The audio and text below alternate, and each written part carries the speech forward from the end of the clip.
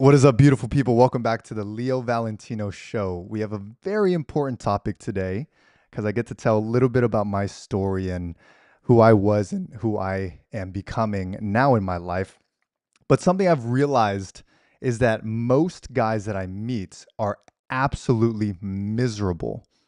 And it's because they're trying to keep this old version of themselves while also creating a new version all at the same time.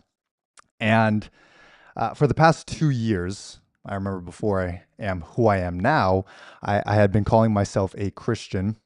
I had been calling myself a man who is growing at a fast pace. However, I was almost living a double life. I wanted both the pleasure and the purity at the same time. I wanted my ego to lead, but also I wanted to be a humble guy at the same time. And so today I'm going to walk you through that exact shift that allowed me to go from my old self, my ego driven, lust driven self, to the man of God that I'm becoming today. So I've got a panel here that I'm going to do a session with in a moment after I do the teaching segment, but they're right here. Say hello to the squad.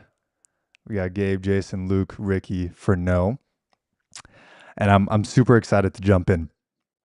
So I'll tell you a little bit of my backstory for a moment. For those of you who don't know, for those of you who are just getting to know me, and honestly, for those of you who have known me for a while, but I don't share my story much. But I would say about 2 years ago, or a year and a half even, I was going through my journaling sessions and seeing the absolute difference of a person I was before. But the old Leo was a very lust driven, ego driven, empty, and unclear version of myself. If I saw something on Instagram, if I saw a girl on there, or if I saw a girl outside, or if I saw something that I liked, I would all of a sudden move my entire mindset, my entire body, my entire everything to go towards that. And I was very controlled in that way. Fast forward a couple of years, I had grown my business, which to an extent, it was a very ego driven business. I had built it because I wanted to be a CEO. I wanted to be a leader. I wanted to make all this money so I can have the beautiful cars and the beautiful girls and all these different things. And there was one point where I was in Miami and I had paid $100,000. Me and my brother Andrew, we paid $100,000 to be a part of this mastermind. And outwardly, we had gone to Miami. Outwardly, we were very successful. I can't speak for Andrew. It was mostly myself that wasn't on par.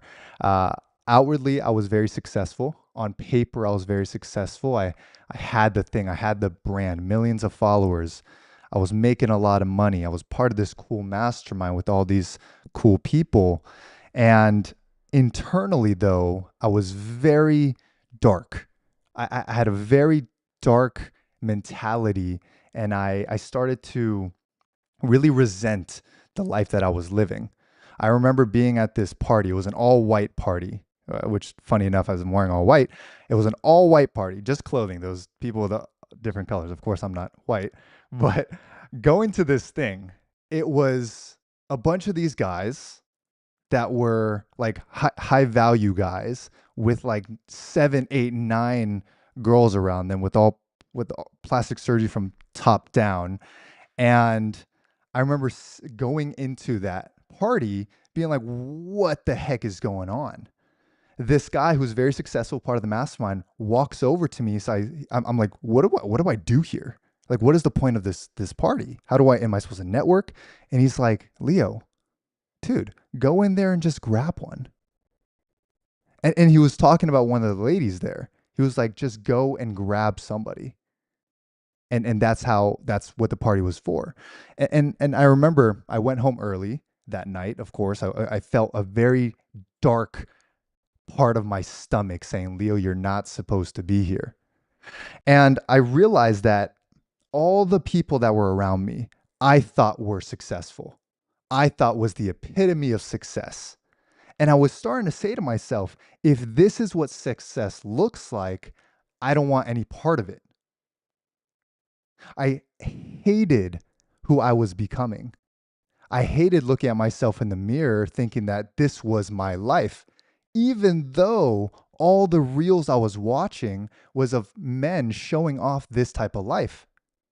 But once I had it, I felt complete darkness, complete like losing of myself. And so what happened after that night, I made some hard decisions. About a month or two later, I'd broken up with my girlfriend. I was in a very lust driven relationship and I wasn't leading it properly. It was a very broken relationship. I had went completely celibate, which means I gave up everything. I stopped looking at things. I stopped looking lustfully. I deleted a lot of the things that I had on Instagram. I started tapping those three dots saying uninterested, uninterested, uninterested. And I went completely celibate. I stopped sleeping around. I stopped doing all the things that I thought was super cool to do. Like, oh, it's cool to have a body counter. It's cool to have all these different things. And I aggressively removed lust out of my life. I aggressively removed the darkness out of my life. And it was that next month I had hosted an event. The guys here would know what I'm talking about. It was a Thrive event.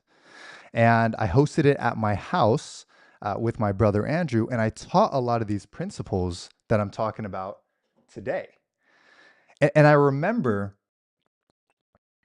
teaching about the old self, new self. And it was one of the most impactful events that I honestly had been to. I know I'm biased. I hosted it, but I needed that event. It changed my whole perspective on life, but it also forced me to actually live and continue living the life that I was presenting, that I was teaching. And since then, since that event, I mean, it's been a whole year, since just January, a whole year later, now I am so much clearer on my purpose. I am on fire for my purpose. My walk with God is so strong. I'm in a God-driven relationship with God at the center.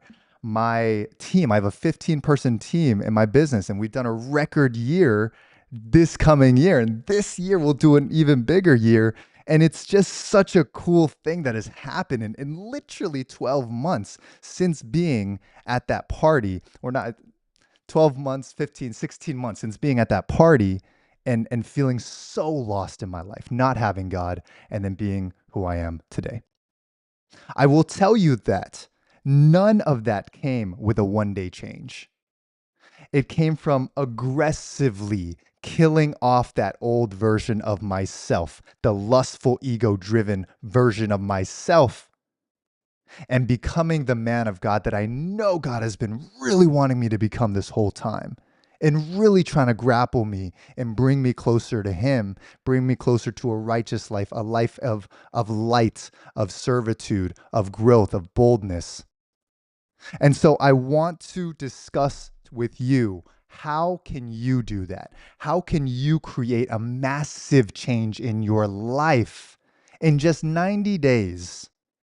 You know, I've taken the past 15 months and I've kind of scrunched it down to just 90 days. How can you do that for yourself? And how can you start that journey? So let's dive in. I want to show you this on the left side as this version of myself. I was wearing a cross. This was about 2.5, 3 years ago. I would wear this cross because I thought it was cool. You know, I didn't know who Christ was. I didn't know about what it meant to be a Christian, but I would wear that cross as a status symbol. And I would always make this face. I remember this face to the left. It's just this guy who's this cool guy. You know, I'm chill. I'm nonchalant. You know, uh, I got money. I'm young. I think I was 19 at this time, or maybe 20. And I was a nice guy. I knew I was. I always had a big heart, but outwardly I was a bit of a douche because that's what I learned to do. Red Pill taught me how to be a douche. It taught me how to pick up women. It taught me how to go for status, all these different things. Now, who I am today at 23 is substantially different. And I want to go over how the heck did that happen? What happened here? Who is this old self versus this man of God? So the first point I want to cover, the first point, I want you to write it down. The new version of you exists. You just have to write it down. I knew that this guy to the right existed. When I was him, I knew he existed, but I knew I had to give up so much. I had to give up lust. I had to give up my angry mentality. I had to give up my ego. And I wasn't willing to do that because it had gotten me so far. However, when I was in Miami, that's when I completely broke. I realized my wheel of life was at the all time low and I hated myself. And I knew that was the point I needed to change. But I always knew he existed. When you write down the person that you know you're going to become, it automatically creates a target for you. This is where I'm going. This is where we're leading towards. And when you write it down, you show the gap because there is a gap between who you are right now versus who God is creating you to be or who God created you to be. The new version of you, the version of you that is serving, that has the great impact that you want to have, the business that you want to have, the wealth that you want to have. I have this saying called a habit of being. Write that down. If you're taking notes, write it down. Habit of being. You live in the identity that you repeat. And for so long, since the beginning of school, when we're put into rows in a classroom where we have to raise our hand to use our bladder and raise our hand to speak, we're programmed in a certain way and we have a habit of being. I have to ask for permission to say something. I have to ask for permission to leave the room. I have to ask for permission for everything. But also, if you live and grew up in the culture, in the world like I did, things like pornography is a normal thing. Someone shows you one day and you're like, this is awesome. You do it. Okay, I'll do it too. It's crazy. It just becomes a normal thing. I was in third grade watching the craziest things. And I could say that now because I know that I've overcome it. I know that I've overcome lust. I know that I've overcome an addiction to pornography, which most men today in this culture are chained by. And it strips them of their manhood. It strips them of their strength. But we live in a habit of being. We get used to being the way that we've always been and the way that we've always been taught. And we know the prince of this world, the enemy, Satan, has a big control over what we see every day in culture. I saw a video today. My buddy Aiden sent it to me, and he said all the things that are going on, the Epstein files, the craziness that is going on with ICE, and all the craziness. And he said this one thing. He said it's not the Jews, it's not the Rothschilds, it's not the this, it's not Trump, it's not this, it's not this, it's not this. Who is it? It's Satan. It is the absolute enemy that controls a lot of the culture. And so if we can understand that, we can understand what that enemy is and how to overcome it. I don't want to go too off track here for a minute because I'm just talking about old self, new self. That old self was completely chained by the world, by culture. Whatever he saw, this boy, whatever he saw on the internet of what was cool for a man, he wanted to do. And so he did it. And his ego drove him to do it. If I asked your friends to describe you right now, what would they say? Just a quick question. If I asked your friends, your top 3 friends or your top your family members that are around you to describe you right now, what would they say about you? Oh, he's a pretty good guy. He's a nice kid, or maybe he's a little bit shy, or he's charismatic. Think about what they would say about you. If they were as honest as possible and they spent every day with you, what would they say about you? Oh, he's awesome, but to be honest, like I don't know if he is how he puts himself up on the internet. He watches these crazy things at night. Or oh, if you saw what goes on in that guy's mind, right? What would they truly say? Like, what are the skeletons in the closet? What are the things that you are not willing to show or to put out there because you know it's not living by the way you want to live? Okay, we'll go there. The next piece is, if I ask God who he's trying to turn you into, what would he say? Who is the greatest version of you? Who is the version that God is trying to produce out of you as he's removing the sin, removing the anger, removing the ego, removing the lust? Who is he turning you into?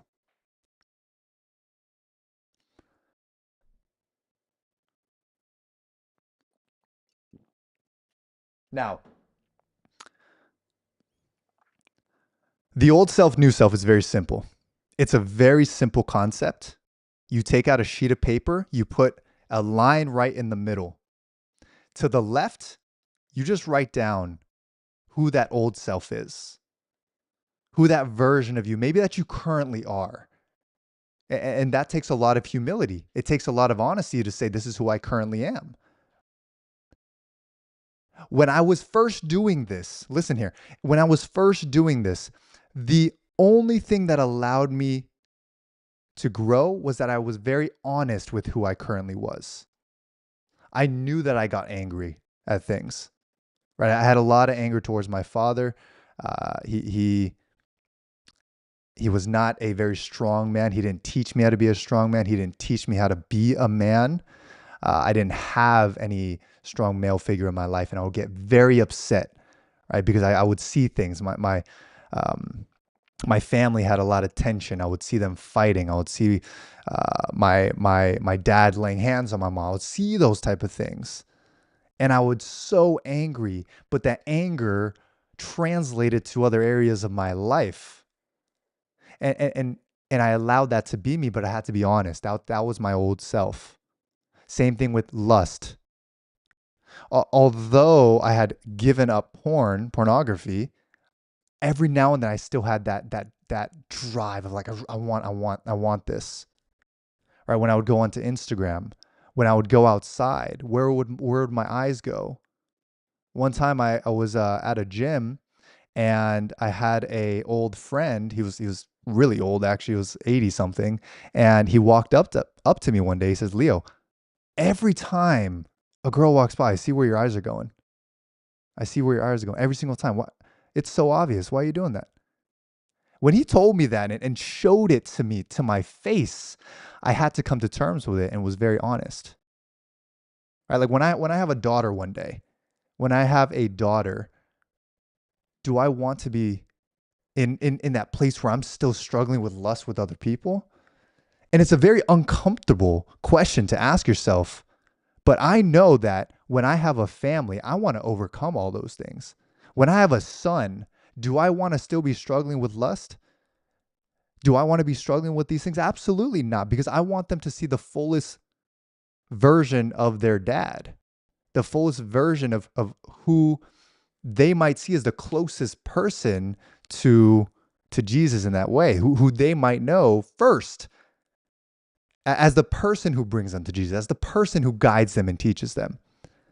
And in my life, the only men I saw were all ones who were addicted to this type of stuff, addicted to porn, addicted to lust. And so what I did is I would write down those parts of me. The old self was very lustful, very ego driven, very prideful. It was very Leo, Leo, Leo. It's all about Leo. I'm building Leo's kingdom. I'm building for Leo. I'm this high value man, and that's all I care about. That's who I was. I was also very angry and very impatient. And then what did I have to do? On the other side, I had to write down who it was I wanted to become, who God was creating me to become. A God centered man, someone with strong humility, a steadfast. All right, what does that mean? It means you're unwavering. It means that you might have an opinion, you might have a thought. And I say this for everybody because I'm literally talking to you. You have a belief for what you think is true, But then when someone else says something of a different belief or a different idea, you waver.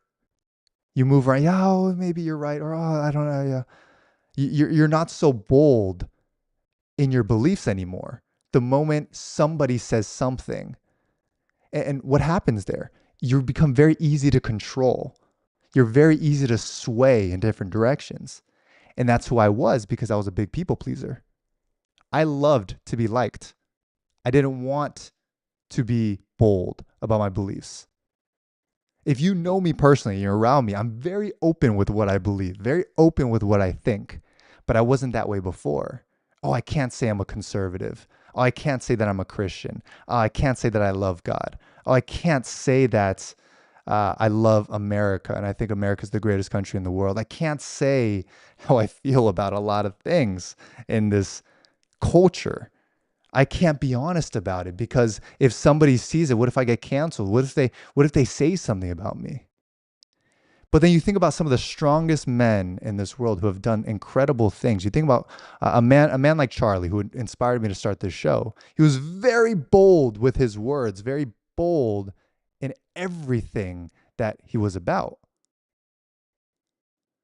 And so that's what being steadfast means.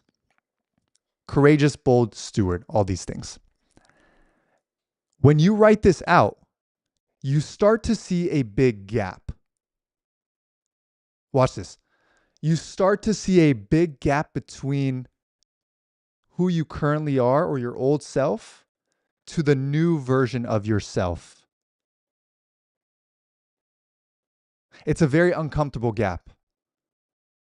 I know every single man that's watching this today can see that gap of who they are and who they need to become and what they need to get rid of aggressively in order to become the man that has the things that they talk about or dream about. The question that you can ask yourself in any moment to help you understand what needs to change or how big of a difference the old self is to the new self is you ask, what would the new version of me do in this moment? What would the new version of me do if I am having a hard conversation with someone close to me and they just wronged me, but my old self is doesn't like confrontation. So, myself, I would always say it's okay, we'll figure it out. I would get very toxic. I was a very toxic person in all my relationships.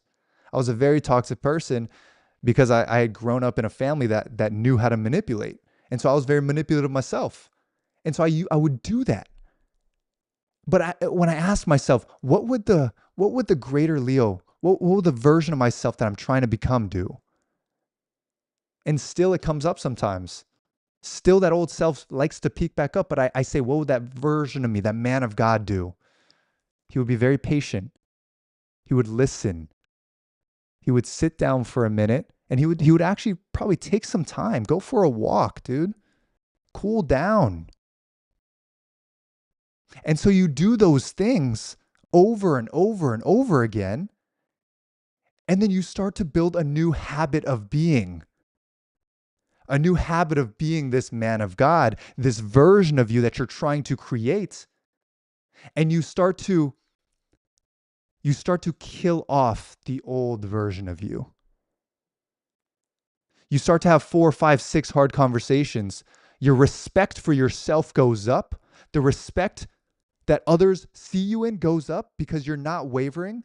You don't create an opinion and then change it the moment someone says something. So their respect for you goes incredibly up in business, in life, in relationship. And then you start to say to yourself, I like that version of me. I like how I'm feeling with this part of me. I don't like how I feel when I change my opinions when someone says something. And so you stop doing it. You kill off that old version of yourself, that old habit of being, and you deal aggressively with that old version of yourself.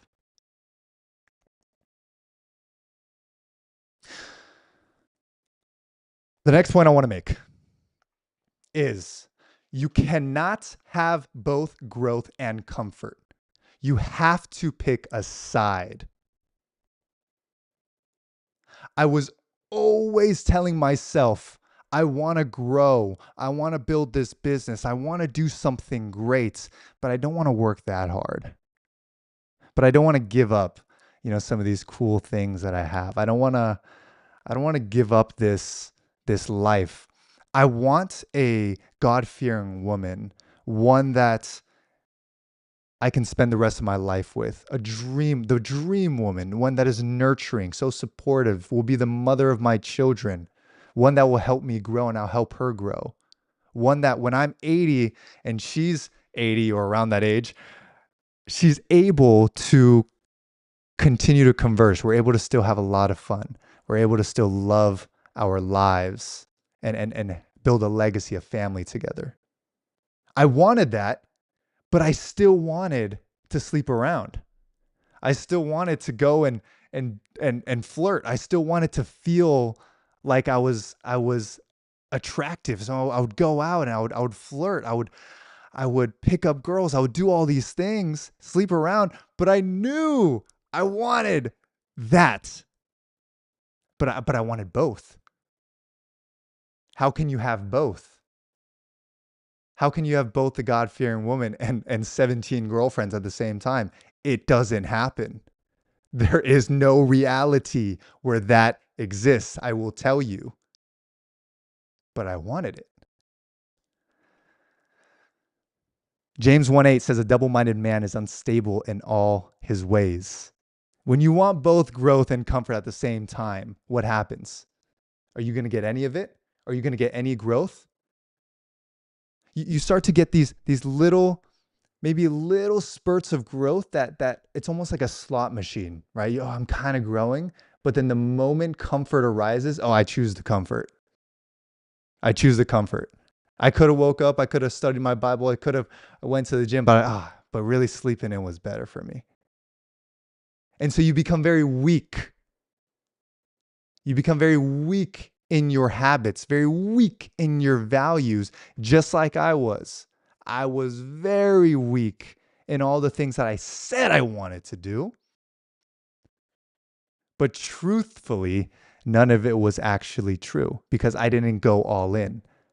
My mind wasn't truly on the growth. My mind wasn't on the fact that I wanted to be a God driven man. My mind wasn't on the fact that I wanted to truly be a CEO and look at the sacrifices that have to be made in order to truly do that. Where are you being a double minded man? Are you wanting to lead with your ego and surrender to God at the same time? Give me an example where that has worked in somebody's life. Truthfully, if you watch this live or you're watching this later and you have an example of a man of God that has truly, truly lived a beautiful and great life that chased both his own ego and surrendered to God at the same time, I would love to see it. Another thought about being all in, I thought about this verse, Revelation 3:16. So, because you are lukewarm, neither hot nor cold, I am about to spit you out of my mouth.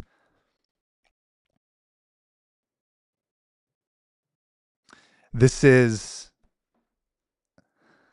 one of those verses that I have read over and over again and thought for myself in a visual sense. If Jesus is saying, I would almost rather you be cold than in the middle. Because if you're cold, at least you don't really know what I'm trying to do for you. You don't know about the life that I'm presenting to you. You don't know about the purpose I have for your life. And so I would rather you be cold. I would rather you be over here than lukewarm in the middle. Oh, I sometimes talk about God, or like me, I was kind of wearing that cross and saying these things, but I wasn't truly being obedient to what God was having for my life. Which really, he was just telling me, get rid of your sin, get rid of your lust, stop watching the stuff you're not supposed to be watching, start doing the things you know you're supposed to do. Deal aggressively. Philip Anthony Mitchell, one of my favorite pastors that I listen to, he says, deal aggressively with your sin.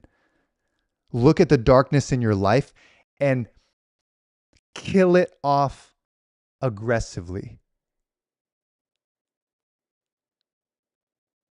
When you read this scripture, when you read this verse, what goes through your mind? Are you on fire for your purpose? Are you on fire for God? Are you on fire for the life that He has for you and being all in on it? Or are you kind of lukewarm,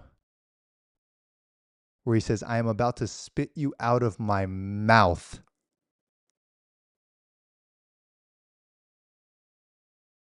It is a incredible representation of what it means to be in the middle. You don't want your legacy to be, oh, he was kind of lukewarm.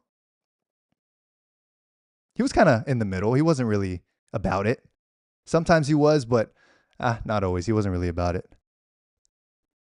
Or he was on fire for his mission. He was on fire for his purpose. Every day he would wake up with this fire inside of him, knowing that God has a purpose for his life, knowing that if he were to focus, that all the things that God is promising for him, all the things that he is desiring in alignment with God will be given to him. If he knows the impact that he can have, he can help millions of people, millions of men, feed millions of kids, if he were to just be on fire and all in for his purpose.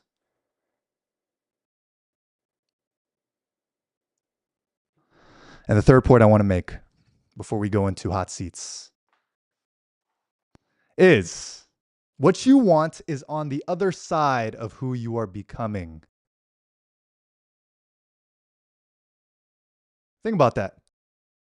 Every one of us has a vision for our life, a relationship, a dream relationship, a dream. I want my dream family, my dream wife, my dream business, my dream wealth, my dream home. All of the things that you want is on the other side of who you are becoming. Your future wife, future business, future impact, future kids, your future partnerships, future business partnership, future everything. They're all waiting on your character to catch up. Do you hear me? They're all waiting for your character to catch up. Because if you got, I will ask you this question again. I've asked it before. If you got all the things that you've been praying to God for, you got the God-fearing relationship, you got the business that's doing the revenue that you couldn't even dream of, you're making the income that you always wanted, you're having the impact, which requires stewardship every single day. You have all these things. Could the current version of you handle all of those things right now?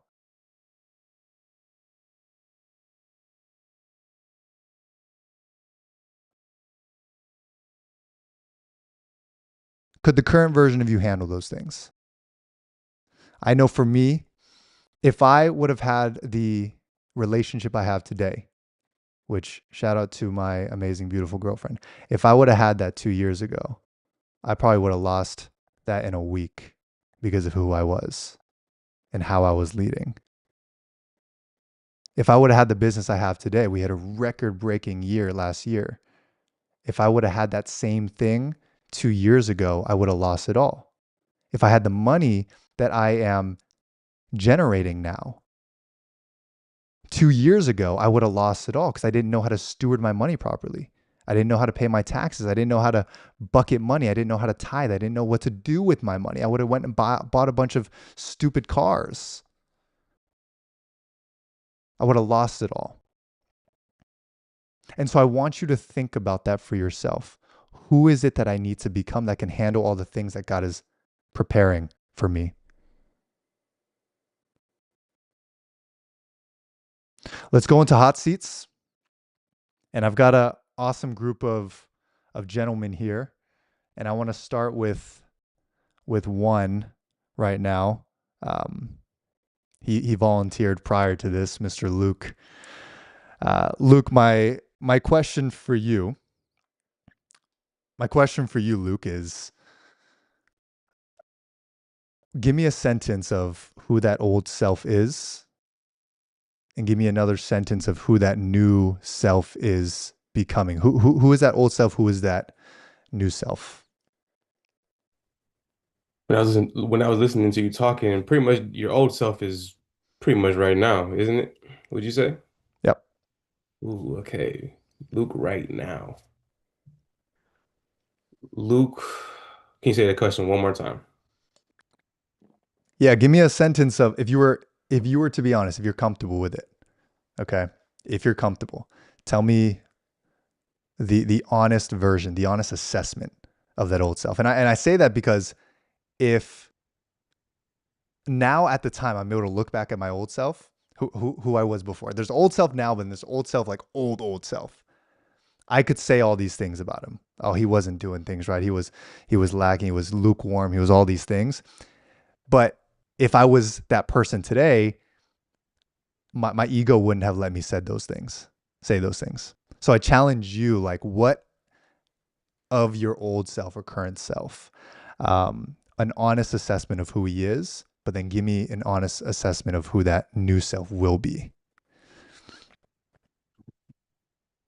Luke Holloway's old self bothered by is bothered too long on things that shouldn't matter as much. And the Luke Holloway right now, or the old self, it needs to be a better steward of his money, and he needs to learn faster. Okay. Thank you. What does that new self look like? Who is God turning you into? Who does he want you to be? Who is that new self? The new self is a man who is a great steward and isn't bothered by, little nicks. He moves on quickly so he can be at his full cognitive self. And he's a fast learner. Tell me what that version of you sounds like if you were to completely transform into that person just for a minute. It's almost like a sampler, right? You just took a little shot of future Luke. Okay, just future shot of future Luke right now. Boom, you're that version of yourself. You're feeling incredible. You've learned really fast. Just think about it, it's a year from now. You've learned very fast. Things that used to bother you kind of went away. You're very unbothered now, right? You're very unwavering now. Tell me a little bit about what it feels like. And I want you to say, like, it feels good. I'm going throughout my day. I'm feeling good. Like, tell me in the now what that is like. Ready? Boom, take the shot. Ooh. It's like I'm thinking of a skit, but I'm gonna say, I imagine, let's say a conversation goes like this, like, what are you trying to do? Let's do it. And somebody asks like, what about this? What about that? Doesn't matter. We're just on the go. Let's make it happen. We can make it happen right now. Let's write something down tonight, and there's no worries. Let's do it. Hmm. What does that version of you feel like? Like when you say those things out loud, what does that feel like? It's kind of hard to imagine because like right now, it's like my brain is always full of thoughts. So I would say, because sometimes when I look at pictures, it's like, yo, why is my face like tense? Hmm. So I think and I kind of feel tense like up here. So I just think I'll be more relaxed and I wouldn't overthink. I'll just be present. So what does that feel like? I haven't felt like that ever. It's like, So okay. so be so like so present right now. Okay, I know it's so hard because I'm the same way. It's like I'm looking at my face. I'm like I'm feeling it. I'm like, oh, there's so many things going. I gotta drink some water. My lips are chapped. But like literally, it's just you and me. Okay, you're so incredibly present. Just try. You see me? Okay. Yeah, look in the corner. Oh, you're looking at yourself. So just look at me. Tell me again. So we're gonna do it. You're taking another shot of who you're gonna be. Okay. Give me a view of what your month is gonna look like, your future month, and kind of just like speak it out to me. Just come up with something. I'm Leo, we're gonna be 7x profit this month. Okay. Beautiful. Bills are already paid. We don't gotta worry about that. We just gotta focus on how we can double this for the next month. Where are we gonna travel to? Okay. Once we hit our goal, we 8x our profits. Where do you want to go? Where do you want to travel to? Ooh, we're going to Italy. Going to Italy? We're going to Italy. I'm down for Italy, but why Yeah. Italy? We're gonna ride on boats and we're gonna eat pasta. Brought on boats and eat pasta. I love it. Tell me what has changed because you're such a different person. I mean, you just 7x your profit. You're a whole different person. I remember when we were on the show many months ago, your face was so tense. You were so worried about what other people were thinking. But now you're just this super calm and present person. Like what changed about you to be able to get here? The things I overthought about, which maybe caused fear, I did it anyways. Okay. How did that feel? Like you clearly feel a little bit more calm. Your shoulders are down and you're breathing a little bit, right? Like you're breathing, you're calm, you're chilling, your hands are super calm. You kind of let them out, you kind of let them free, right? Because what we do is we kind of hold on a little bit, so we kind of let it out, and now you feel pretty dang good. How do you feel after doing all that? No overthinking. I mean, the world is yours. The world is mine. That's right. It feels pretty good to not think so much, right? You just say, you kind of just trust, and you're able to speak. You're a very smart person. You've always been, but over the past couple of months, you've grown so much. You're much more articulate with every single word, and so you just trust yourself more. Now I see it. You're just like, yo, I just speak and it works. I don't overthink about what I say so much, right? Right. You just speak. How does it feel now? Like, how do you right now in this moment feel? I feel like I got a lot to do. Okay, I well, have, what do you got to do? like I think the biggest thing that's on my mind is speaking in front of people, Okay. right? And I think that takes up most of my mind because I mean I'm due for a message, a sermon, and that's what's, taking up my mind. Like, am I good enough? Can I give something to the people? So, Yeah. that's the main thing. It's like something that's out of your complete comfort zone, something that you just don't want to do, and then you do that, and everything else comes afterwards. Yeah. And as you're articulating that, I get it 100%. And one thing I learned, I had the biggest stage fright, like all the time. My legs were shaking in high school. I never wanted to be on stage. But Andrew told me one thing. You've listened to Andrew speak. He said any bit of thoughts that you have when you're up on stage thinking about yourself, it's just ego. And he said that to me, and I didn't want to accept that at the time. But he said, think about it, Leo. When you're just serving, when you're truly there to just give the other person something, a gift, a blessing, a an analogy, a thought, if you're just there to serve them, you're no longer in your head, right? You're truly trusting and you're there. Like right now, it's just you and me. We're very present. I know we're on a Zoom and you're talking to people, but you're just talking to me, but you're very present. You're able to serve. You're able to be there. And I think that's where we can allow the Holy Spirit to speak through us and really watch it work because we're not standing in the way. You know what I'm saying? Yeah. What would that look like for you in this message that you have upcoming?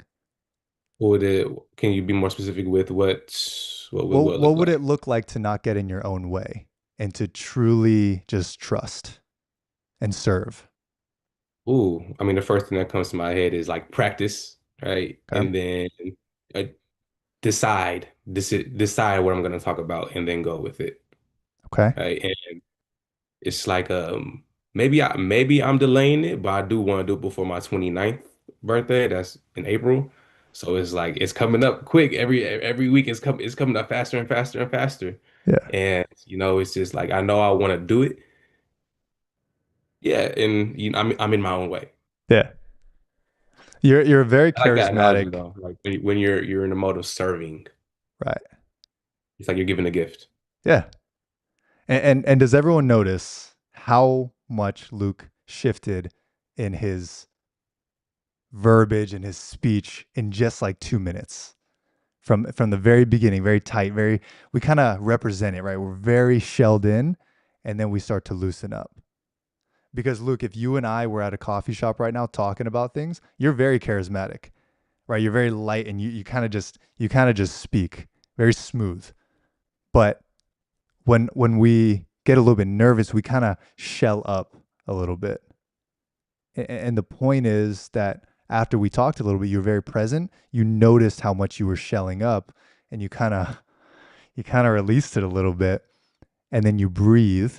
Right. One thing you can do is you breathe through your nose, so people don't have to see you breathing. You breathe through and you smile a little bit, and you're like, "Whoa."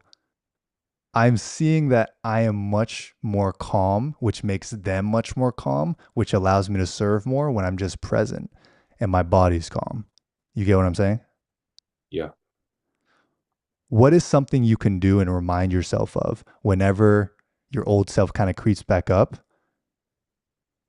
when you're speaking, when you're talking to someone? What's something you can remind yourself of? Think out loud. Think out loud. Yeah. I think in this time we're talking with you, it's like even when I'm talking with my friend, when you're thinking out loud, you're not overthinking. You're just saying your thoughts. So I trust my thoughts aren't, crazy. But if I have a crazy thought, I ain't might say it or not. We'll see. But but if I'm overthinking, think out loud. Get those I thoughts like out. that. Those words out. I like that a lot. That's good. Thinking out loud, being very honest with your thoughts. The people that I know that do that, they're some of the funniest people that I've ever met. I know Fernot thinks out loud and says some crazy things sometimes, but it's like it's great, because like I've never heard that before. It's the funniest thing ever. Um, I think it's awesome. Thank you, Luke. Thanks for hopping on. Appreciate you. Yeah, that was a lot of fun.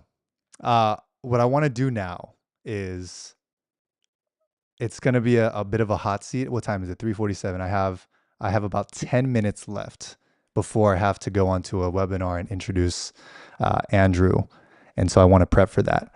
But this is a great warm up. What I want to do now, I want to bring up the part of the group. There's 6 people on here. I only have 6 spots. I know there's a few more on Zoom, but only 6. And I just want to do a quick thing. It's called a fast takeaway. Okay. And I want to go to a few people and do a fast takeaway. Like, what's something burning on your heart after you listen to this? But I want you to be honest. Don't try to say something that sounds smooth or suave. Just like literally what's on your mind. Is it a question? Is it a takeaway? Is it like, yo, this was really helpful? We're going to do that. Okay. And then Luke, you're going to be back on. So make sure you're smiling. Ah. All right, cool. Everyone's caught lacking a little bit. But here's what I want to do. I've got Nizzle, I got Gabe, I got Ricky, Luke, and Jason. We're gonna do a quick takeaway. We'll start with Gabe. Give me a quick takeaway. My quick take. Can you hear me? Okay. Mm-hmm. All right, perfect. My quick takeaway. I'm a little more hardcore when it comes to you know changing my life and keep improving myself. So I would say figuring out your purpose rather than just focusing on a mission. So you can plan out your month, plan out your schedule accordingly, and it gets rid of the anxiety and stress of being uncertain. That's something that I used to struggle with huge. So figuring out, or when those align, kind of aligning your schedule and your business with that, and keep moving forward. What's one piece of your old self that your new self does not have that you're gonna try to wipe away or swipe away? kind of just having like an empty mission. And what I mean by that is, yes, we want to own a business. Yes, we want to make this much money, but figuring out that why, figuring out like what is the purpose of you doing it. And then once you feel that, or my old self, that was pretty much empty. So it was kind of hard to plan accordingly and figuring out my schedule, figuring out how I was going to execute and why I was going to execute, going to business owners, why should they give me their money? So my new self was really feeling that, and I'm able to lead, whether it's on a cold call or in a meeting. Leading with that purpose gains that trust, and people, other business owners can see it. So that was the transition from my old self to new self right now. I love it. Purpose, like when you're on fire for your purpose, it's one of the most contagious things that anyone can feel, right? They might call it passion, but it's like, yo, this person's on fire. I want what he has, right? I want to even get close to that. And I think that's a beautiful thing about like attracting, customers, attracting the right people around you is that when you're truly on fire, that's when you see some of the people grow at the fastest level. So I love that. Let's go to Jason. What about you? What's a quick takeaway that you have? The biggest takeaways that I took away is that we're all at one point going to revert back to the old version of ourselves, old habits, old things that have held us back. One of the biggest things to do in that moment to really transform is to ask yourself, what would this version of me ask for doing right in this moment? 100%. And to that point, we will always have moments where that old self wants to come back, but it's still your choice. Do I want to go back to my old self or do I want to fully go all in on my new self? But just like that question you're asking is what would he do? What would that version of myself do? Let me do that right now. The more you can ask that question throughout the day, the easier it will be to live in that habit of being, right? Of becoming that new version of yourself. And of course, there's an idea and truth really that it is our hearts being changed. Jesus changes our heart that allows it all to be easier, but we can make it easier for that to happen. We can be a lot more receptive to that and aggressively deal with the things that hold us back from that, which is sin, which is lust, which is vice. Awesome. Thanks, Jason. Let's throw it to Ricky. What is a takeaway of yours? I wrote down that the new version of you does exist. You have to step into it each and every single day. That's been my biggest takeaway.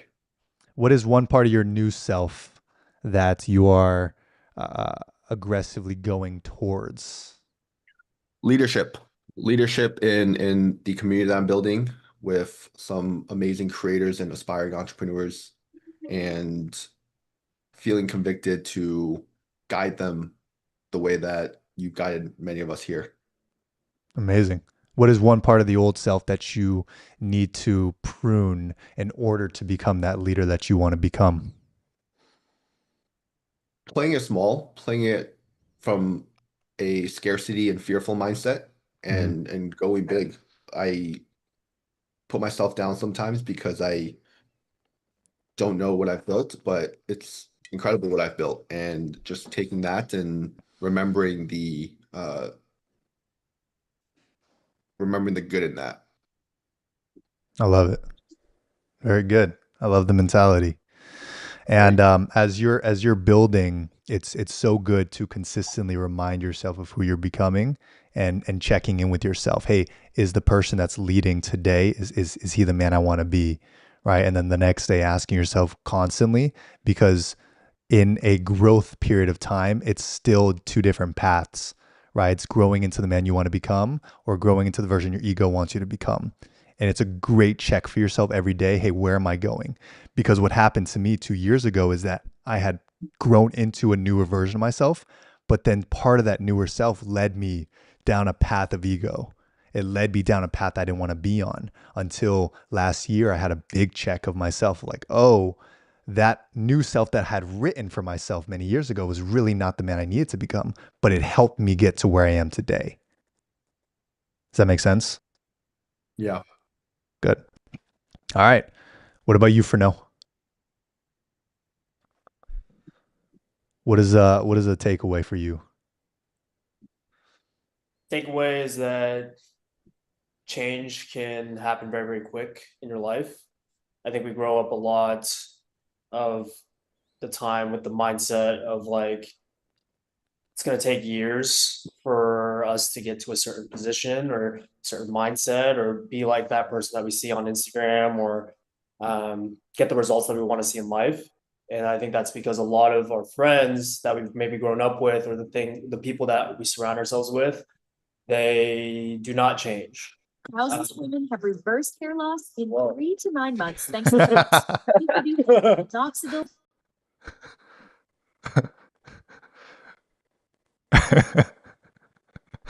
Keep going, Bruno. I got hair loss, I guess.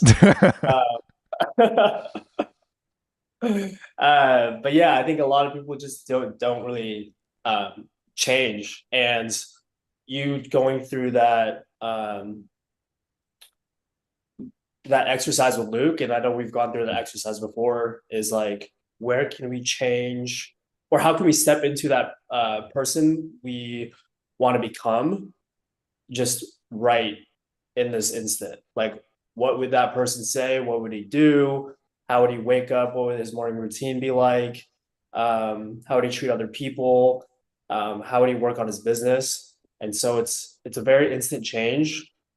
And I've seen that, like I think just this past year, obviously with the people that I've surrounded myself with, and just like with the help of you and Andrew, like I feel like my life has drastically changed in just a short amount of time, in all aspects of life. It's not just the money aspect, but it's like, man, my heart has changed a lot, because I believe that God has changed that, and the desires, like what you were talking about earlier in the live, and it's just really cool to see how that change of mindset and change of heart, what results come out of that. I agree. And I think brotherhood is so important to talk about too, which is for a whole nother topic. But I look at the 6 guys here and I see the amount of change that has happened in each of you. I know you just had a huge life change. I see Gabe. I see Jason, how much change you've had since we met. Also, of course, you've done a lot of shifting, and I've seen that. Luke, I've seen so much growth since we met as well. And Ricky, it's so cool to see, and I know you guys have done so much for that change.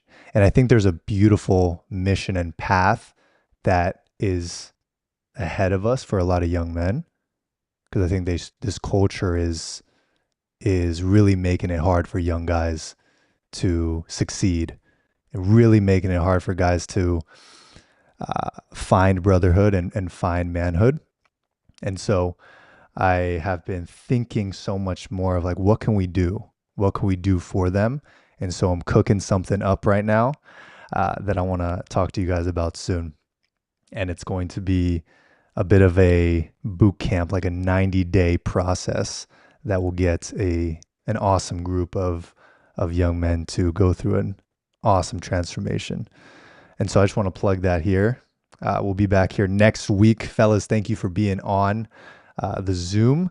And then everybody that is on live, thank you so much. Again, we're here every single week. This is the Leo Valentino Show, and we'll see you soon. Peace out. Bye-bye.